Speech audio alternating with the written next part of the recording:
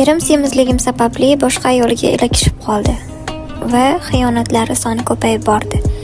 Men o'zimga o'zim yoqmay ketdim. Vaznim ortib borardi. Xo'jayinim har doim menga qaraganda norozi bo'lib qarardi.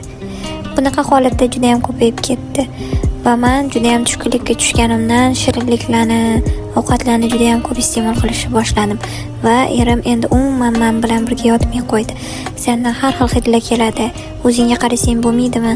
Boshingdan har doim ovqatlarni hidi, bir kiyimlaringdan qanaqadir bir boshqacha ter hidi keladi deb meni kamsitishni boshladi. Bu holatdan juda ham charchadim va sizga murojaat qildim deb bir obunachim gap boshlab qoldilar va men ularni ozish guruhimga qo'shdim va har xil tabiiy yo'llar bilan ularni ozdirib, ya'ni to'g'ri ovqatlanish qilib, o'sha erkaklik gormonini tushirganimizdan keyin ularda hech qanaqa bir hidlanish holatlari bo'lmay qoldi va ular chiroyli qomatga erishguncha birgalikda men bilan ishladilar. Hozir har kuni o'tib keladi, turmush o'rtog'i ulardan ayrilmay qolganlar va hech qayerga chiqargisi kelmay faqat o'zi bilan olib yuribdi ekan. Qizlar, agar sizlarda ham shunaqa holat bo'ladigan bo'lsa, kommentariyaga yozib qoldiringlar.